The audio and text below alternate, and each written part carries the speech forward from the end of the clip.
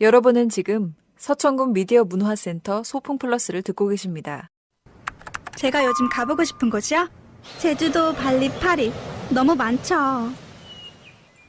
아빠요? 글쎄요, 잘 모르겠는데요. 제가 관심 있는 거요. 골프, 자전거, 사진, 기타, 낚시. 집사람이요? 집사람은 말하지 않아도 아는 사이는 없습니다. 가족일지라도 오늘 가족끼리 물어보세요.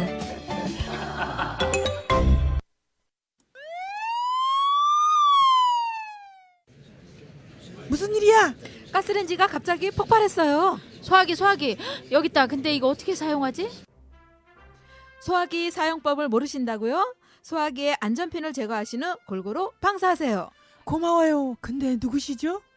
아, 당신은 바로 그 유명한 의용 소방대. 서천군민의 안전문화를 책임지는 여성의용소방대원의 이야기. 떴다! 의소대!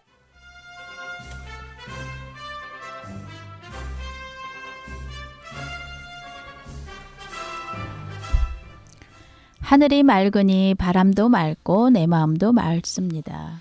오랜 세월 사랑으로 잘 익은 그대의 목소리가 노래로 펼쳐지고 들꽃으로 피어나는 가을. 한입 두입 나뭇잎이 물들어 떨어질 때마다 그대를 향한 나의 그리움도 한입 두입 익어서 떨어집니다. 사랑하는 이여 내 마음의 가을 숲으로 어서 조용히 웃으며 걸어오십시오. 낙엽빛깔 닮은 커피 한 잔 마시면서 우리 사랑의 첫 마음을 향기롭게 피워올려요. 쓴맛도 달게 변한 우리 사랑을 자축해요. 지금껏 살아온 날들이 힘들고 고달팠어도 함께 고마워하고 앞으로 살아갈 날들이 조금은 불안해도 새롭게 기뻐하면서 우리는 서로에게 부담 없이 서늘한 가을바람, 가을 하늘 같은 사람이 되기로 해요. 네, 이혜인 수녀님의 시집 작은 위로에 수록되어 있는 내 마음의 가을 숲으로라는 시를 감상해 보았습니다.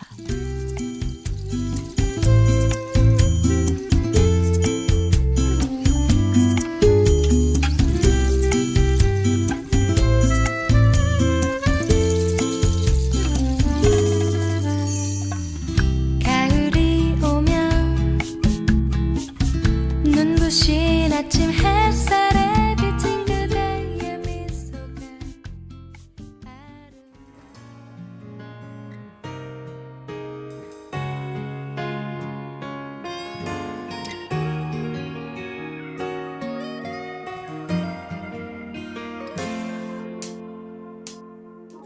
그대 사랑 가을 사랑 단풍 일면.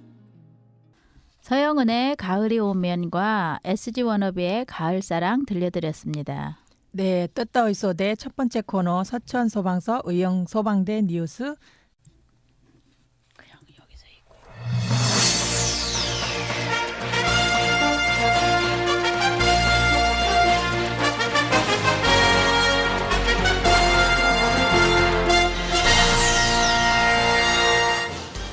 청취자 여러분 안녕하세요. 10월 16일 금요일 서천소방서 의용소방대 뉴스입니다. 우리나라에서 지난해 급성 심장정지로 병원에 이송된 환자 가운데 5.1%만이 살아남아 퇴원한 것으로 조사됐습니다.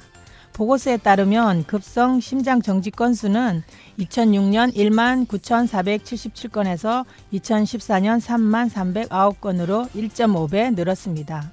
심장정지 평균 발생 연령은 2006년 60.9세에서 2010년 62.8세, 2014년 65.3세로 조금씩 높아졌으며 원인으로는 시민성 72.3%와 외상 13.7%가 대부분이었습니다.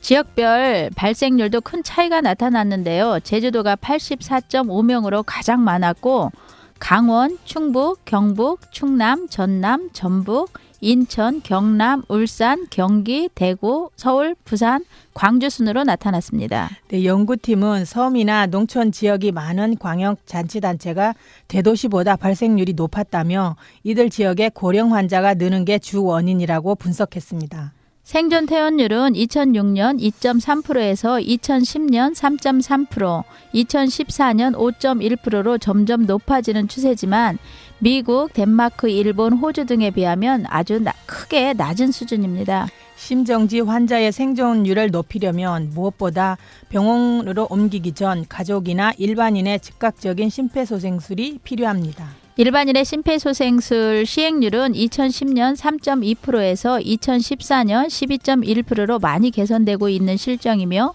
특히 일반인이 심폐소생술을 실시하면 생존 퇴원율과 뇌기능 회복률이 각각 12.7%, 9.1%로 그렇지 않았던 경우보다 훨씬 높았습니다. 네, 국내 급성 심장 정지로 인한 사망자가 전체 사망자의 15%를 차지하고 생존해도 뇌 기능이 살아나지 않고 이마저도 지역 간 편차가 큰 문제며 심폐소생술 교육을 늘리는 것이 시급합니다. 그렇군요. 저희 의용소방대 취지와 일맥상통하는데요. 저희들 119 소천사 교육도 받았고 저희들 어깨가 굉장히 무거운 것 같아요. 예, 왜 아니겠어요. 앞으로 저희 의소대가 더 많이 홍보하고 또 활동하고 더 가까이에서 더 많은 사람들을 만나고 발로 뛰어야 하겠습니다. 네, 그렇습니다. 저희 의용소방대원들이 교육받은 대로 지역사회에서 활동을 열심히 하다 보면 일반인들의 심폐소생술에 대한 생각이 많이 바뀌지 않을까라는 생각이 드네요. 네, 어디까지나 저희 의용소방대원들의 몫이 아니겠습니까? 네, 지금까지는 서천소방서 의용소방대 뉴스였습니다. 노래 듣고 다음 코너로 넘어가겠습니다.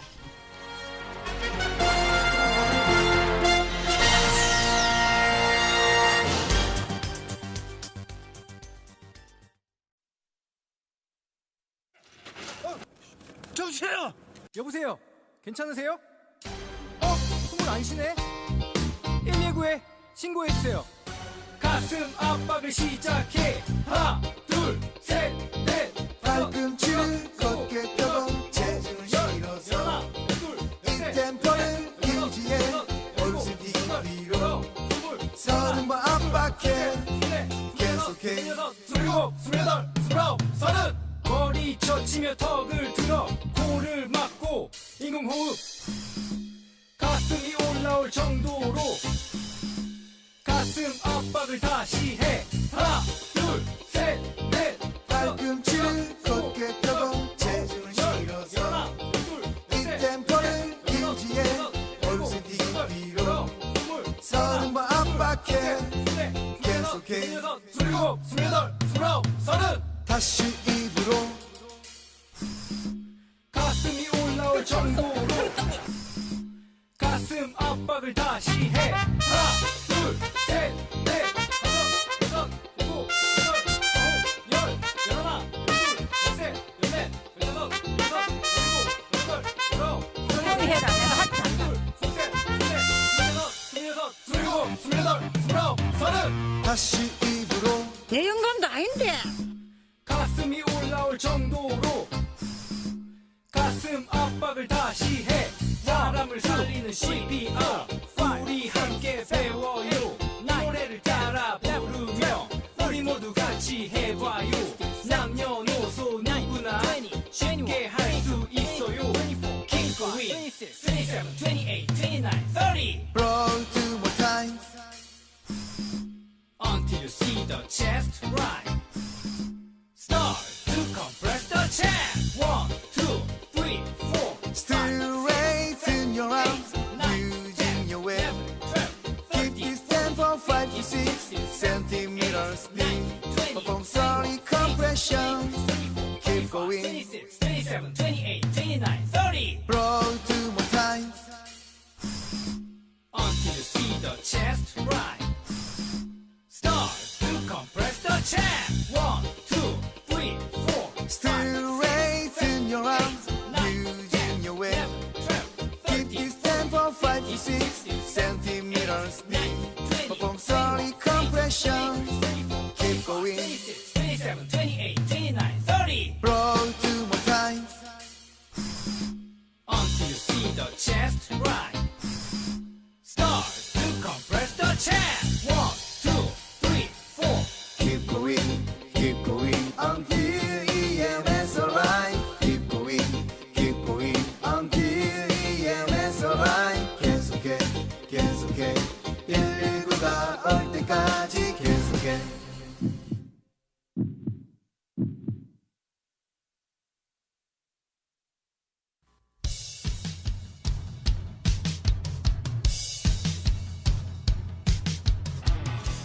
작은 실천으로 시작되는 안전한 대한민국 만들기!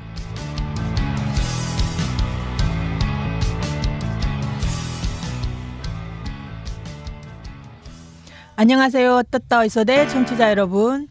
안전한 대한민국 만들기 코너는 오랜만에 만나 뵙네요. 그동안에 행사가 많아서 행사 참석한 뒷얘기라든가 또 그동안 방송 나갔던 저희 떴다이소대 방송 점검도 하고 같이 돌이켜보면서 재미있었거나 기억에 남는 부분을 생각하면서 서로 얘기하는 걸로 지난 방송 했었잖아요. 그렇죠. 저희가 그동안 짜여진 대본대로 방송을 하다가 지난 방송 때는 그야말로 자유롭게 얘기하는 식으로 방송을 했었는데요. 아마 또 다른 느낌이었고 저희도 언젠가는 그렇게 라디오를 진행하는 날이 오지 않을까 하는 생각을 해봤습니다. 네, 저도 마찬가지예요. 하루속히 저희도 더 쉽고 편하게 방송할 날이 오기를 기대하면서 오늘 10월 16일 떴다이소대 안전한 대한민국 만들기 시작합니다. 네, 대한민국도 OECD 등 국제기구에서 정한 기준에 따르면 물 부족 국가로 분류하고 있는 거 혹시 아세요? 네, 알죠. 그런데다가 중부지방이 100여 년 만에 한 번 발생할 수준의 심각한 가뭄이 닥쳐 충남 지역 8개 시군이 20% 제한급수에 들어간다고 합니다.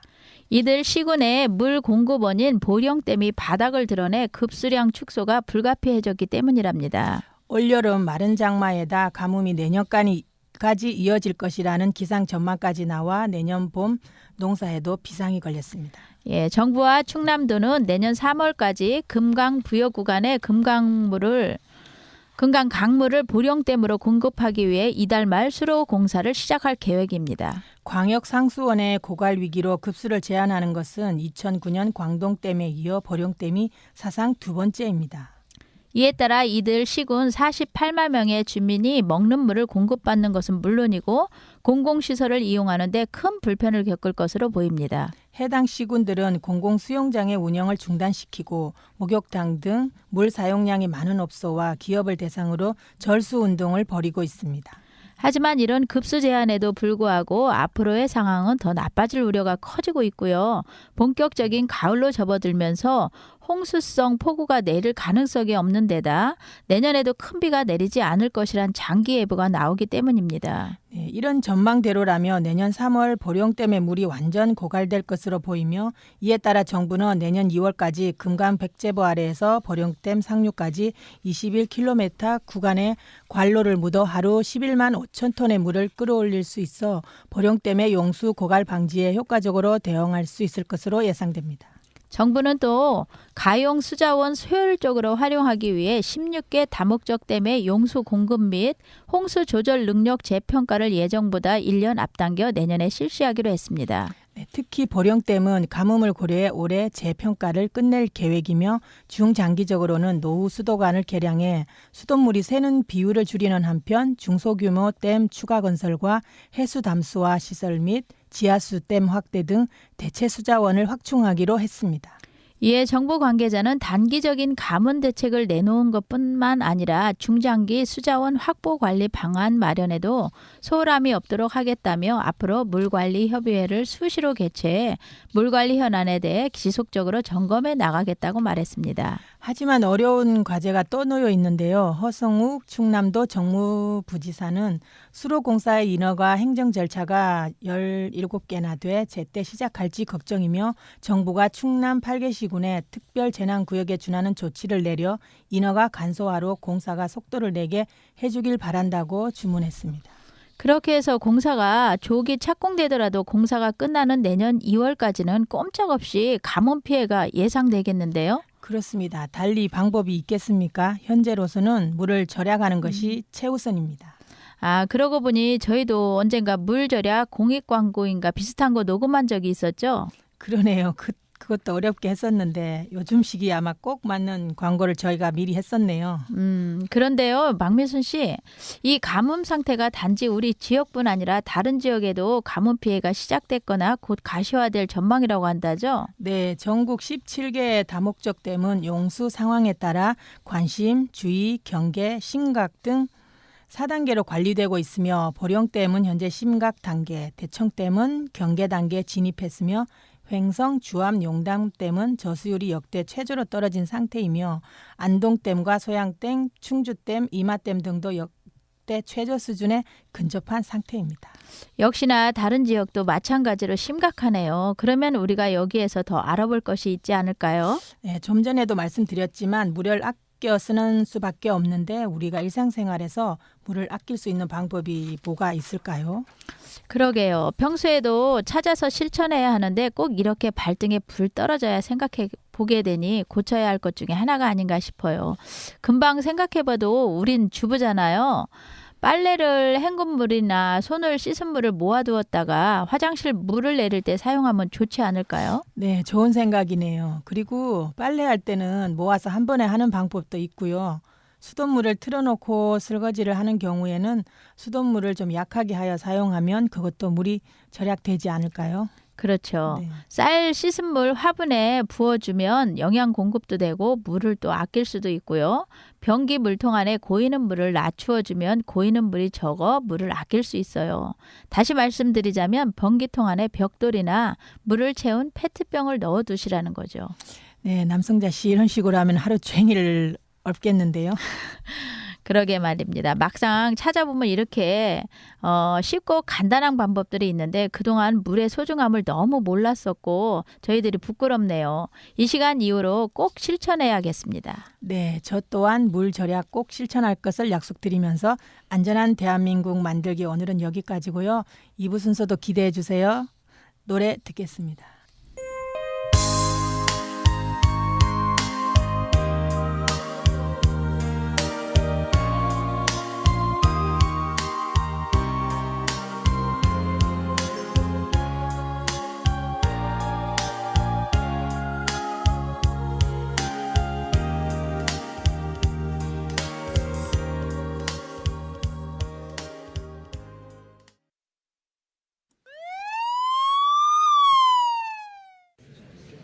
무슨 일이야? 가스레인지가 갑자기 폭발했어요. 소화기 여기 있다. 근데 이거 어떻게 사용하지? 소화기 사용법을 모르신다고요? 소화기의 안전핀을 제거하신 후 골고루 방사하세요. 고마워요. 근데 누구시죠? 아, 당신은 바로 그 유명한 의용 소방대. 서천구민의 안전문화를 책임지는 여성의용소방대원의 이야기. 떴다! 의소대!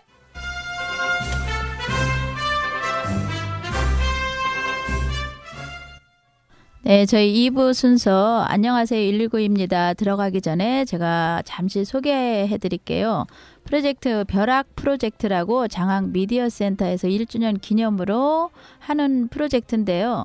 저 캐나다에서 온 레몬 버킷 오케스트라가 지금 장항에서 한 20일 동안 머물면서 한국의 들소리 팀과 이 두 팀이 서천의 곳곳을 돌아다니면서 아마 공연을 하고 있습니다. 잠시 노래 한 곡 듣고 와서 자세한 얘기 하겠습니다.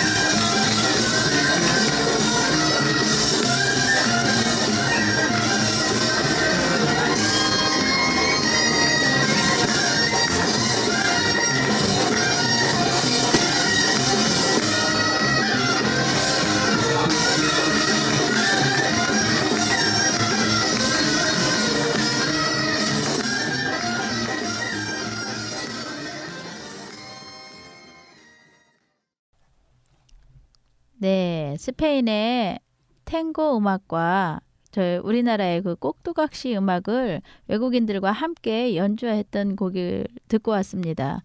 여러분 잘 들으셨는지요? 이번 프로젝트의 대미를 장식할 공연 나눔의 자리 제가 일정 안내를 잠시 말씀드릴게요. 10월 17일 내일입니다. 서천 특화시장 장날인데요. 오전 10시 반부터 11시 30분까지 특화시장에서 할 거고요.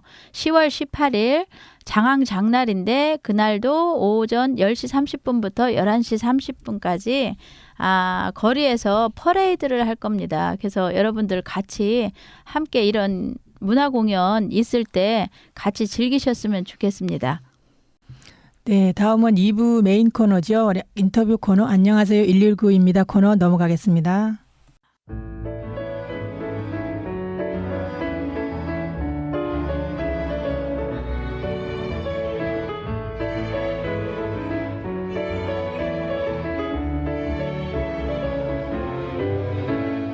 안녕하세요. 119입니다.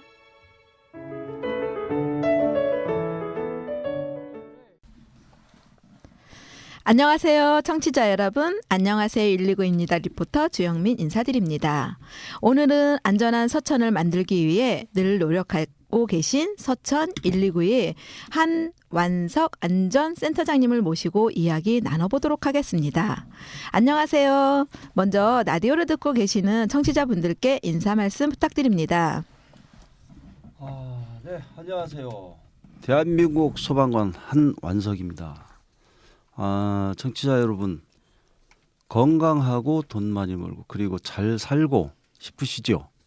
네. 사람, 집, 땅, 산천, 초목 그리고 우리들 이렇게 만난 인연도 모든 게 안전으로부터 시작이 된다고 봅니다. 아무리 좋은 게 있어도 안전하지 않으면 지킬 수가 없답니다. 그래서 항상 안전이 최우선이 되어야 되겠습니다. 이걸로 인사를 드리겠습니다. 네. 오늘도 한번 힘차게 시작해 볼까요? 반갑습니다, 센터장님. 오늘 정말 준비를 많이 해오셨다고 들었어요. 오늘 정말 기대가 되는데요. 좋은 말씀 많이 부탁드립니다. 센터장님 혹시 재직 기간은 얼마나 되셨나요? 강산이 2번 변하고요. 네. 한 2년 있으면 이제 3번이 변합니다. 와. 지금 현재 28년. 28년이요. 네. 와. 네, 그럼 그동안의 기억에 남는 특별한 사건이나 에피소드가 있으실 것 같은데 좀 이야기 좀 해주시겠어요? 그래요. 네. 특별한 뭐 사건, 사고 그런 것 등등은 무지 많죠. 기억할 수도 없는 게 많고 또 에피소드 같은 것도 많이 있기는 있겠지만 그것이 이제 그 피해자들 그리고 네. 먼 세상 좋은 나라로 가신 그 고인들과 네. 그 연결된 슬픈 사연들밖에 거의 없어요. 에피소드라고 한다고 하더라도 네. 제가 그 초년 시절에 네. 지금은 제가 계급이 지방 소방경. 소방경. 그때 당시는 소방교였을 거예요. 입사한 지 그때가 한 4, 5년쯤? 네. 그때 당시 우리 그 소방 장비는 소방관이 착용할 수 있는 개인 보호 장비라든지 구조 장비 그런 것들이 없었어요. 그때가 78년도 80년대 초 그때만 해도 우리 소방력이 엄청나게 열악했었죠. 네. 그런데 어느 날 새벽에 전화가 띠리링 울렸어요. 한산 지역대라는 또 이제 우리 소방관서가 그때 당시 있었는데 저는 서천에서 근무했었고요. 네. 그래서 이제 전화를 받아봤더니 거기에 있는 우리 직원들이 저한테 형님 큰일 났어요. 빨리 좀 와보세요. 그래서 왜 그러냐 그랬더니 자기네들은 그 사고 현장을 어떻게 조치를 못하겠다고 지원 요청이 들어왔어요. 그래서 불이 나게 이제 달려갔죠. 저희 소방차를 끌고 가보니까 정말로 비참했어요.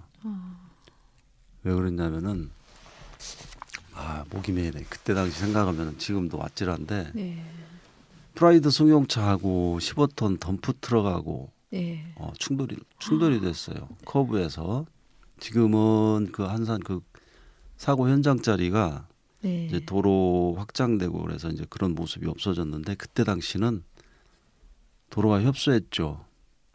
근데 그 프라이드 승용차가 엄마, 딸, 아들 그렇게 타고 있었는데 네. 장항에서 이제 옷가게를 하고 있었던 그런 네. 가족들이었어요. 근데 남대문에서 이제 옷을 잔뜩 싣고 새벽장을 봐갖고 내려오는 길에 네. 졸았던 거죠. 이제 아이고. 그 따님이 운전을 했는데 네. 덤프 트럭하고 이제 충돌을 하면서 현장에서 이제 다 돌아가셨는데 아우. 제가 이제 그 현장을 목격하고 제가 현장을 수습을 했는데 장비만 좋았어도 그분들을 참 편하게 네. 꺼낼 수 있었을 텐데 이제 그런 네. 것들이 그때 당시는 뭐 어쩔 수 없는 사정이었고 네. 그래서 이제 사고 현장을 수습하고 서천 사무실로 돌아와서 아침 식사를 하려고 네. 식당에 들어갔는데 그때 식당은 저희들은 컨테이너 박스를 놓고 이제 네. 운영을 하고 있었을 때니까 밥을 먹으려고 손을 싹 걷었는데 손목에 이제 뭐가 묻었어요. 아. 그리고 뭔가 하고 이제 손으로 딱 집어 뜯었는데 그게 사람 살점이었어요. 아이고. 그 뒤로 한 일주일 이상을 밥을 못 먹었어요. 왜냐하면 이제 사고 현장을 가면은 여러 가지 이제 상황들이 연상이 되고 또 그 특유의 냄새들이 있잖아요. 네. 사람 피 냄새라든지 이제 그런 것 등등이 코 밑에 배어갖고 이 안 없어지는 거예요. 한참 가요 그런 것들이. 저희 이제 현장을 뛰다 보면은 그래서 그런 참 잊지 못할 그런 사건이 있었어요. 지금도 참 애석하죠. 엄청난 뭐 사고 현장들을 많이 겪고는 있지만 너무나 안타깝게들 돌아가셔요. 근데 그것들이 이제 안전하고 직결되다 보니까는 안전의식이 아직도 미흡하다는 것이 지금도 마찬가지고 그러더라고요. 네. 지금 센터장님 말씀 듣다 보니까 제가 코끝이 찡해지는데요. 그저께인가 저 서산에서도 레미콘 그 사고라고 어저께 인터넷 실시간으로 뜨더라고요. 네, 봤어요. 예, 저도 그거를 보고 그분들이 또 봉사활동도 많이 하시는 분들이고 이렇게 사건을 볼 때 저도 어저께 가슴이 너무 아프더라고요. 네. 그런 일들이 많이 있으셨군요. 센터장님, 저희가 서천의 안전 상태는 어떤가요? 안전에 취약하다면 취약 대상의 문제점과 대책에는 어떠한 것들이 있는지 좀 말씀 좀 해주시겠어요? 그러죠. 지금 모든 분야에 걸쳐서 보면은 이 안전이라는 놈을 한꺼번에 다 잡을 수는 없습니다. 네. 예. 그리고 아무리 강조해도 안전이라는 것은 뭐 할 수가 없는 거죠. 네. 네, 우리 관내에서 서천군 관내에서 특히나 우리가 취약 대상으로 우리가 관리를 할 수 있다고 보면은 그리고 또 여러분들이 또 청취자들이 관심을 갖고 가져줘야 될 대상들이 뭐냐면은 그 중에서만 몇 군데 꼽아볼게요. 우선 소중한 인명과 관련된 요양시설. 요양시설. 그리고 대형 지하 주차장. 그리고 입원실이 있는 병원과 의원. 그리고 몇십 년 된 조리식 판넬 노후된 건물. 거의 다 이제 그거는 뭐 상가로 이렇게 이루어져 있죠. 그리고 소방 관서 즉 다시 말하면은 시내와 멀리 떨어진 산골 지방 농촌 지역의 노약자들의 주거 시설. 그 주거 시설은 보통 한 50년, 60년 된 건물들이 많고 구조적으로 노후돼서 화재에 아주 취약하죠. 네. 모든 분야별로 취약 요인이 문제점이 있겠지만 주로 인명 피해, 우려되는 대상이 많은 재산 피해 발생 대상은 어떤 대상이며 어떻게 해야 문제점들을 개선할 수 있을까요? 지금 조금 전에 말씀드린 것처럼 이제 그런 대상이 우선적으로 관리가 돼야 되겠고요. 지금 말씀드린 것처럼 요양시설하고 입원시설이 있는 병의원 등은 처음에 건축주들이 돈을 아끼기 위해서 이제 건축을 하다 보면은 요양시설과 병의원 시설로 그 특수의 목적에 맞게 설계를 내야 되는데 그 건축비 절감 차원에서 이 사람들이 일반인들이 생활을 할 수 있는 그런 구조로 설계를 하다 보니까 네. 나중에 이제 위기 상황이 닥칠 때면 실제로 거기에서 관리하고 또 거주하고 또 입원해 있는 사람들이 네. 환자분들이 그리고 노약자들이 대피할 수 있는 공간을 찾지 못하고 대피 통로 자체가 없다라는 걸 느끼는 거죠.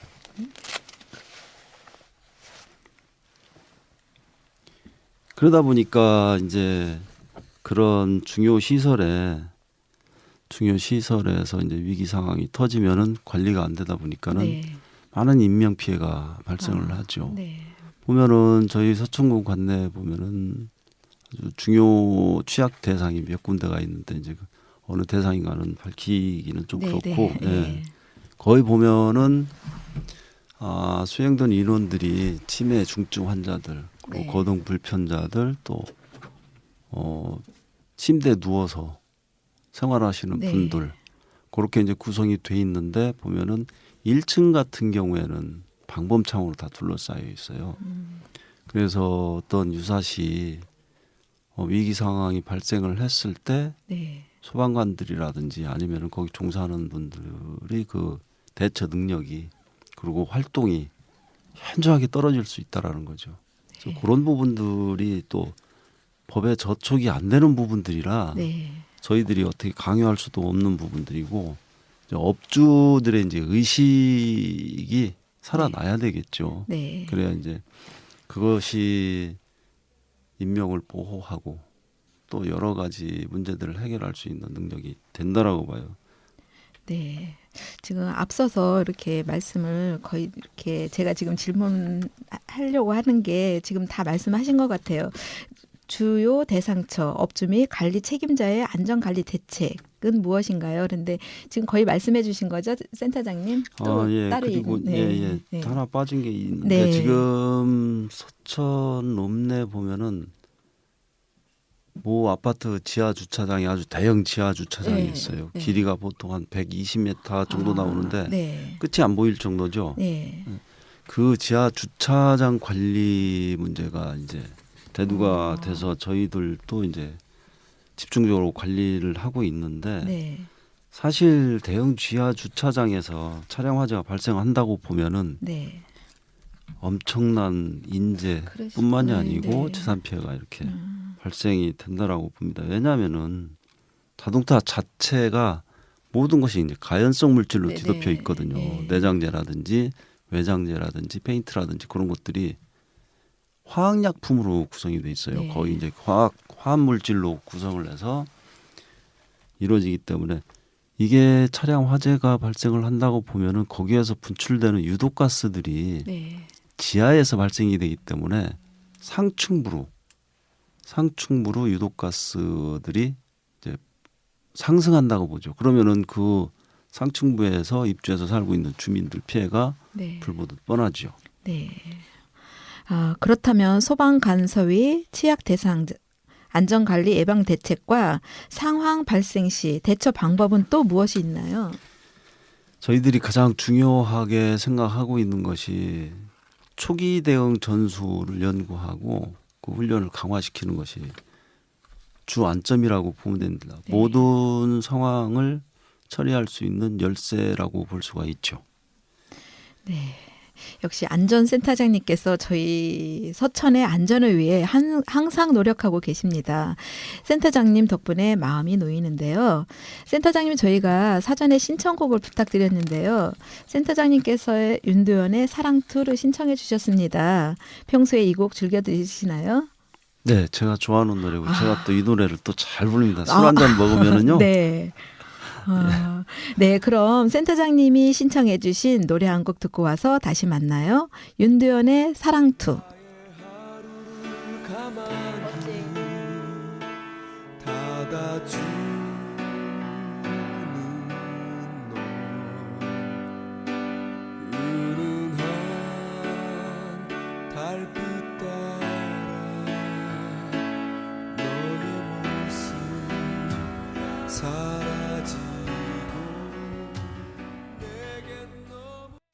네, 신청해주신 윤도현의 사랑투 잘 들었습니다.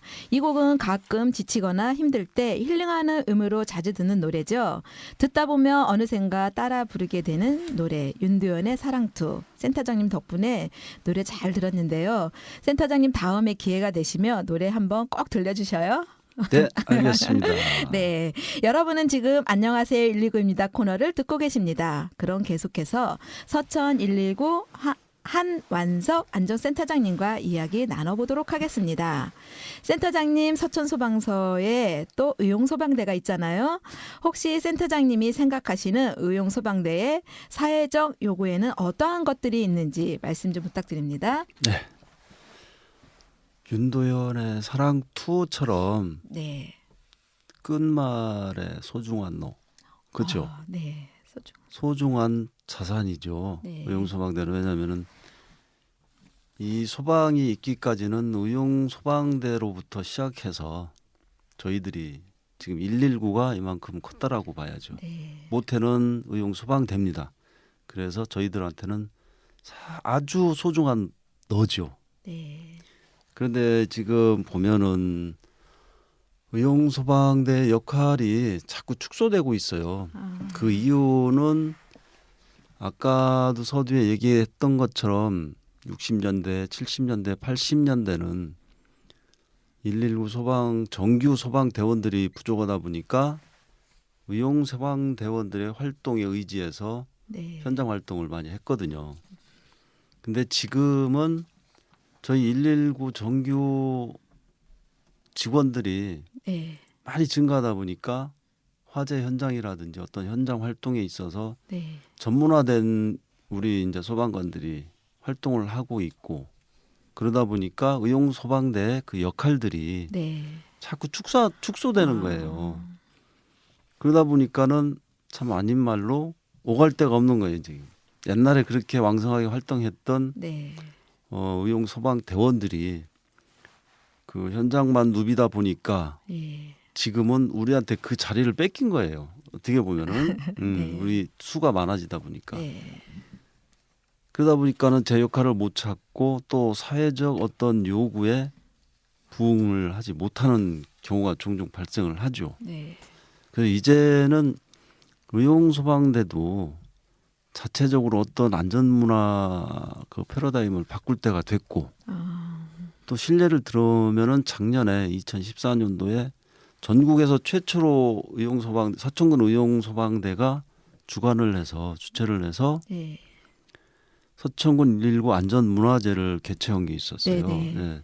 그거야말로 아주 획기적인 의용소방대 안전문화 패러다임을 전격적으로 아주 바꾼 그런 멋있는 일이라고 봐야 되는데 네. 그것이 올해는 이어지질 못해서 참으로 많이 안타까운 그런 실정이고요. 그러한 것들이 보면 의용소방대의 역할이 이제는 새로운 사회적인 분위기를 탈 수 있는 어떤 시작이라고 보면 될 것 같아요. 그 변화의 시작. 네. 불만 끄는 의용소방대가 아니고 이제는 네네. 주민들을 보호하고 또 어떤 안전교육, 홍보. 네. 지금 보면은 119 수호천사라고 해서 이제 여성대원들이 교육을 받고 일반 주민들한테 심폐소생술을 네. 적극 교육을 하고 홍보를 하고 해서 이제 그런 활동을 하고 있는데 그런 것들이 사회에서 요구하는 어떤 패러다임이 아닐까. 그래서 이제는 의용소방대원들도 자기 그 매너리즘에서 벗어나서 이제는 네.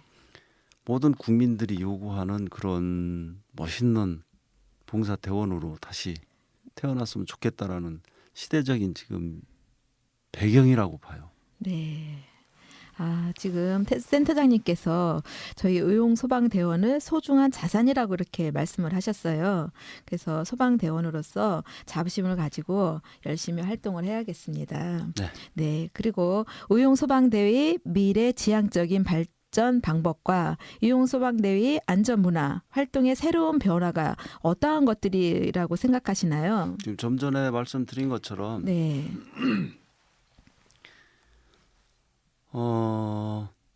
지금 사회적으로 보면은 할 일들이 참 많아요. 네. 많은데 거기에서 이제 찾지를 못하고 네. 본인들 스스로가 찾아야 되는데 남들이 찾아주기만 바라고 있는 거죠. 네, 그렇죠. 예, 예. 네. 지금 보면은 흔히 보면은 지역 사회에서 소외되고 있는 그 계층들이 많이 있잖아요. 네, 소외계층. 예, 예. 네. 그분들한테도 어떤 이제 봉사활동을 해야 되지 않을까. 네. 뭐 연말에면은 불우이웃돕기도 많이 하긴 하지만 네. 그렇게 뭐 예약된 불우이웃돕기처럼 하지 말고 네. 지금은 수시로 다가가서 불우한 이웃들을 따뜻하게 어떤 제도적으로 아니면은 의소대 자체적으로 어떤 행사 계획을 연중으로 세워서 자꾸 다가가서 네. 이런 음지에 숨어 있는 그런 이웃들을 따뜻한 곳으로 끌어내는 그런 역할. 그리고 지금 뭐 안전을 아무리 강조해도 부족하겠지만은 작년 같은 경우에 이제 그 세월호 사건이라든지 네. 또 최근에 뭐 메르스 사건이라든지 네. 그런 것들을 볼 때 공무원들만이 할 수 있는 일이 아니고 네. 일반 그런 특수층에 있는 봉사대원들이 할 수 있는 일들도 거기에 포함이 돼 있겠다. 네. 그렇다 보면은 그런 어떤 특수한 교육을 또 받을 필요성도 있을 테고 네. 그것이 요즘 말하는 이제 의용소방대 전문화 교육이라는 이제 그런 용어도 등장하고 있고 또 중앙정부에서도 이제 그런 시책을 개발을 해서 지금 추진을 하고 있는데 네. 일단은 의용소방대 자체에서 어떤 마음이 일어나야 되겠지요. 누가 네. 시켜서라기보다 네. 그러다 보면은 의용소방대 자체에서 어떤 그런 안전문화라든지 여러 가지 정책들을 스스로 개발을 해서 네. 정부에 요구해서 네. 그런 부분을 적극적으로 이제 참여할 수 있도록 네. 하는 것도 또 하나의 계기가 되겠고 미래 지향적인 발전 대안이 될 수 있다라고 이렇게 봅니다. 네, 지금 센터장님께서 소외계층 분들께도 따뜻한 봉사하는 꼭 연말이 아니더라도 이렇게 수시로 이렇게 봉사활동을 이렇게 이어갔으면 좋겠다 그렇게 말씀을 해주셨습니다. 네, 말씀 잘 들었습니다. 마지막으로 청취자 여러분께 안전수칙이나 당부 말씀 부탁드립니다. 너무 안전수칙에 대해서 이렇게 말씀을 많이 드리는 것 같은데요. 그러니까요. 네. 아 그러면은 이제 그 딱딱한 용어는 빼고 네, 네. 좀 인문학적으로 다가갈까요? 네. 아 흔히 보면 모든 부분에 있어서 뭐 정책이라든지 시책이라든지 아니면 뭐 계획이라든지 행사 기획이라든지 지금 우리가 이렇게 얘기를 나누고 있는 거라든지 보면은 이러한 것들이 다 머리에서 나오잖아요. 네. 그렇죠? 네. 머리에서 나오는 것들은 정확하고 뭐 정답이에요. 어떻게 보면은 네. 사는 게 뭐 정답은 없지만 네. 정답은 머리에서 아주 많이 나오는데 실질적으로 그걸 마음으로 느낄 수 있느냐 이 가슴으로 네. 가슴으로 느껴야 되거든요. 그렇죠. 네. 네. 가슴에서 우러나와야 머리에서 나오는 어떤 그러한 것들도 실질적으로 감동을 할 수 있고 네. 또 남에게 전할 수도 있고 그런 거거든요. 그런데 중요한 것은 머리와 가슴은 네. 움직였어요. 어. 그런데 가만히 있으면 되나요? 안 되겠죠. 그 발로 뛰어야 실천이 될 거 아닙니까? 네. 그죠? 그래서 머리에서 가슴으로, 네. 가슴에서 발끝으로 뻔하멀고 네. 긴 여행을 아주 심사숙고해서 네. 해야 되지 않을까. 이 안전이라는 것도 네. 우리 사는 인생도 똑같겠지만 네. 모든 것은 머리에서 나와서 가슴으로 감동을 하고 이 감동을 발로 움직여서 네. 전달을 해야만이 삼박자가 맞겠죠. 네. 네. 아, 진짜 가슴으로 느껴지는 것 같습니다, 팀장님. 네, 청취자 여러분들도 잘 들으셨죠? 언제나 안전에 유의하고요. 센터장님 오늘 인터뷰 어떠셨나요? 좋았죠. 좋으셨죠? 좋다라고 얘기해야죠. 예, 여기 분위기도 좀 좋지 않으신가요? 아, 예, 너무 좋아요. 예. 커피 향이 안 나요. 그런데. 커피 향이 안 나요. 네. 준비를 못해서 죄송합니다. 네, 짧은 시간이었지만 질문 하나하나에 열심히 답해주신 한완석 안전센터장님 정말 감사드립니다. 다음에 또 기회 되시면 이렇게 네, 예. 언제든지. 언제든지요. 네. 네, 그럼 저희가 또 다음 기회에 센터장님 꼭 한번 또 초대하겠습니다. 네, 그러시죠. 네, 네, 오늘 정말 감사드리고요. 네. 네, 고맙습니다. 네, 감사합니다. 네. 네. 청취자 여러분, 벌써 11월 중순입니다. 청취자 여러분, 벌써 10월 중순입니다. 조금 있으면 빨갛게 단풍도 들고 날도 점점 추워질 텐데 추워지기 전에 얼른 단풍놀이 계획 세워서 다녀오시는 것도 좋을 것 같네요. 마지막으로 센터장님께서 신청해 주신 조용필의 그 겨울의 찻집을 듣고 저는 이만 인사드립니다. 다음 이 시간에 또 만나요.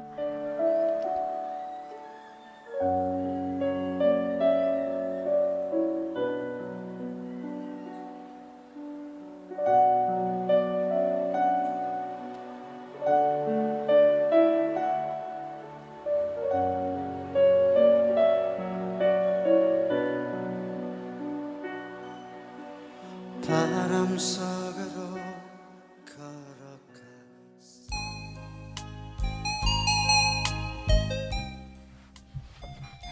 네, 오늘 저희 떴다 의소대는 어떠셨나요? 저 마지막 곡으로 패티김의 가을을 남기고 간 사랑 들으시면서 저희는 다음 방송 11월 6일 금요일에 더 좋은 내용 가지고 찾아뵙겠습니다. 안전!